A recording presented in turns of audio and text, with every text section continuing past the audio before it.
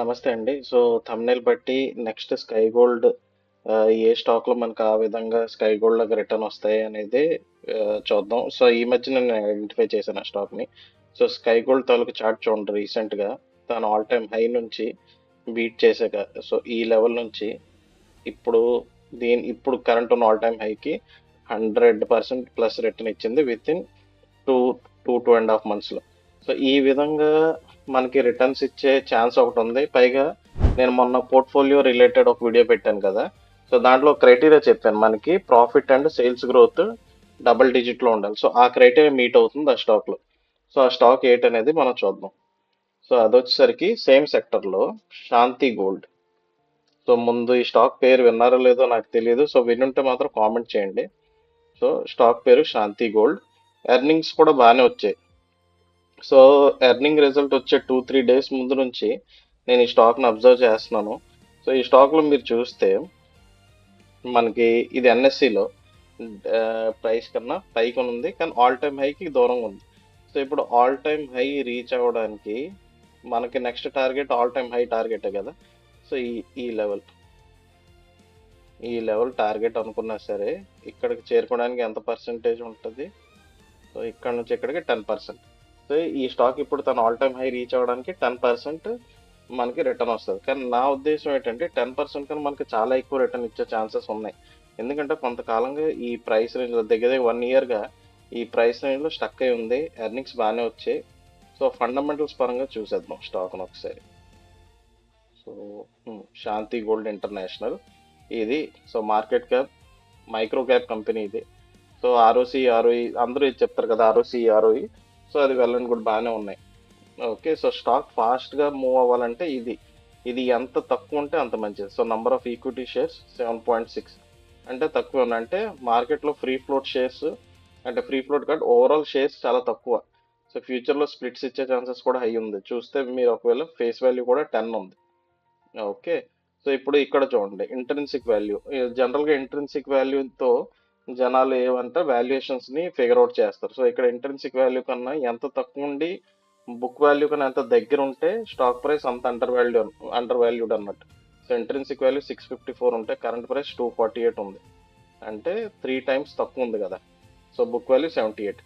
So triple the book value. PE చూసినా 10. So వేరే gold related company కన్నా చూసినా శాంతి గోల్డ్ ఇంకా చాలా మందికి తెలియదు ఈ కంపెనీ గురించి. సో నేను ఇదే ప్రిఫర్ చేస్తాను. వేరే వాళ్ళకి తెలిసే ముందే మనం బై చేయాలి.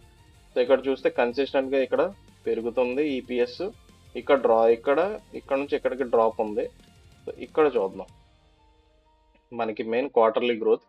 ఇప్పుడు వచ్చిన రిజల్ట్ వచ్చింది కదా. సో నిన్న వచ్చినట్టుంది, నిన్న ఈరోజు. సో నిన్న వచ్చింది రిజల్ట్ ఇది. సో మార్జిన్స్ చూడండి. Okay, so double digits margins touch అవుతుంది. లాస్ట్ 2 క్వార్టర్ నుంచి స్టేబుల్గా ఉన్నాయి మార్జిన్స్ 10-10. సేల్స్ కూడా పెరిగాయి. సో సేల్స్ ఓవరాల్ పర్సంటేజ్ చూసినా 100+% ఇంకా పెరుగుతుంది. సో ఇంకా ఈ స్టాక్ గురించి చాలా మందికి తెలియదు. సో మనం ముందే దీంట్లో ప్లాన్ చేసుకుంటే బెటర్. సో మార్కెట్ కూడా దీన్ని పాజిటివ్గానే చూసింది. ఈరోజు అరౌండ్ స్టాక్ 6% ప్లస్ వెళ్ళింది. సో ఇది ఆ criteria main. Sales and profit growth double డిజిట్లో ఉండాలి. సో ఇయర్ ఇప్పటి వరకు ఇది త్రిబుల్ డిజిట్ వరకు వెళ్ళింది. కానీ ఇక్కడ మీరు చూస్తే స్టాక్ ప్రైస్ 0. అంటే ఇంత రిటర్న్స్ ఇచ్చి ఇంత బిజినెస్ ఇంత వెల్ మేనర్డ్గా రన్ అవుతున్నా స్టాక్ ప్రైస్ ఎప్రిషియేట్ అవ్వలేదు. సో సడన్గా ఎప్రిషియేట్ అవ్వచ్చు. సో ఎప్పుడైతే దీని ఆల్ టైమ్ హై బ్రేక్అవుట్ అవుద్దో, నేను టార్గెట్ ఇచ్చా కదా 10%, దాన్ని కూడా ఎప్పుడైతే బ్రేక్అవుట్ అవుద్దో ఆ తర్వాత చాలా హై మూమెంటం రావచ్చు ఈ స్టాక్లో. రావచ్చు, గ్యారంటీ కాదు, రావచ్చు. Okay, so cash from operating చూసినా సరే మెయింటైన్ చేస్తుందా లేదా, ఇది కూడా కన్సిస్టెంట్గానే ఉంది. ఇంకా హోల్డింగ్స్ చూసేద్దాం. సో ఇంత చిన్న 2000 crores మార్కెట్ క్యాప్ కన్నా తక్కువ ఉంది. అయినా సరే చూడండి ప్రమోటర్స్ హోల్డింగ్ స్టేబుల్గా ఉంది. ఎఫ్ఐస్ కొంచెం తగ్గింది, అయినా సరే ఉంది. సో 2000 మార్కెట్ క్యాప్లో మన ఎఫ్ఐస్ జనరల్గా ఎక్స్పెక్ట్ చేయము, కానీ ఎఫ్ఐస్ డిఐస్ ఉన్నారు, కానీ తగ్గించారు వీళ్ళు. పబ్లిక్ చూస్తే పబ్లిక్ కొంచెం పెరిగింది, కానీ పబ్లిక్లో నోటెడ్ అంటూ ఎవరు మనకి ఇందులో డీటెయిల్స్ లేవు. కానీ ఓకే, సో వాచ్ లిస్ట్లో పెట్టుకొని అబ్జర్వ్ చేయండి. మీకు ఈ స్టాక్ ముందే ఉన్నా లేదా మీ పోర్ట్ఫోలియోలో ఆల్రెడీ ఉందంటే కామెంట్ చేయండి. వెళ్ళండి. సో చూద్దాం. ఇది బైసెల్ రికమెండేషన్ అయితే కాదు. చూద్దాం. ఇంకో మెయిన్ ఇంపార్టెంట్ విషయం, యాక్చువల్లీ నేను ఇదే చెప్పాలి.